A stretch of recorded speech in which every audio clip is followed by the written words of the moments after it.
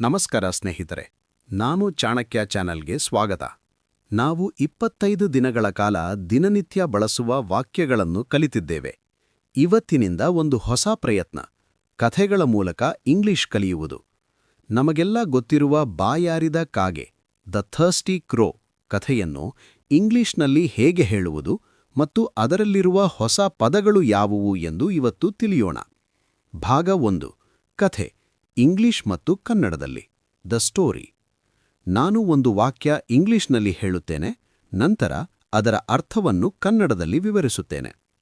Once there was a thirsty crow. ಒಂದು ಕಾಲದಲ್ಲಿ ಒಂದು ಬಾಯಾರಿದ ಕಾಗೆ ಇತ್ತು. ಥರ್ಸ್ಟಿ ಅಂದ್ರೆ ಬಾಯಾರಿಕೆ. It was searching for water everywhere. ಅದು ಎಲ್ಲೆಡೆ ನೀರಿಗಾಗಿ ಹುಡುಕುತ್ತಿತ್ತು. ಸರ್ಚಿಂಗ್ ಅಂದರೆ ಹುಡುಕುವುದು. At last it saw a pot in a garden. ಕೊನೆಗೆ ಅದು ಒಂದು ತೋಟದಲ್ಲಿ ಮಡಿಕೆಯನ್ನು ಕಂಡಿತು. ಪಾಟ್ ಅಂದರೆ ಮಡಿಕೆ. There was very little water in the pot. ಆ ಮಡಿಕೆಯಲ್ಲಿ ಅತಿ ಕಡಿಮೆ ನೀರಿತ್ತು. ಭಾಗ 2, ಕಥೆಯ ಮುಂದುವರಿಕೆ ಮತ್ತು ಹೊಸ ಪದಗಳು. ಕಾಗೆ ಉಪಾಯ ಮಾಡಿದ ರೀತಿ ಇಲ್ಲಿದೆ. ಇಂಗ್ಲಿಷ್ನಲ್ಲಿ the crow had a plan. It picked up some small stones. ಕನ್ನಡದಲ್ಲಿ ಕಾಗೆಗೊಂದು ಉಪಾಯ ಹೊಳೆಯಿತು. ಅದು ಕೆಲವು ಸಣ್ಣ ಕಲ್ಲುಗಳನ್ನು ಎಟ್ಟಿಕೊಂಡಿತು. ಸ್ಟೋನ್ಸ್ ಅಂದ್ರೆ ಕಲ್ಲುಗಳು. It dropped the stones in to the pot one by one. ಅದು ಕಲ್ಲುಗಳನ್ನು ಒಂದೊಂದಾಗಿ ಮಡಿಕೆಗೆ ಹಾಕಿತು.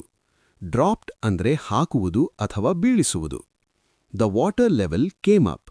The crow drank the water and flew away happily. ನೀರಿನ ಮಟ್ಟ ಮೇಲೆ ಬಂದಿತು. ಕಾಗೆ ನೀರು ಕುಡಿದು ಸಂತೋಷದಿಂದ ಹಾರಿಹೋಯಿತು. ಭಾಗ 3, ನೀತಿ, ಮಾರಲ್ ಆಫ್ ದ ಸ್ಟೋರಿ. ಈ ಕಥೆಯ ನೀತಿ ಏನು ಗೊತ್ತಾ? ಇಂಗ್ಲಿಷ್ನಲ್ಲಿ where there is a will there is a way. ಕನ್ನಡದಲ್ಲಿ ಮನಸ್ಸಿದ್ದರೆ ಮಾರ್ಗ.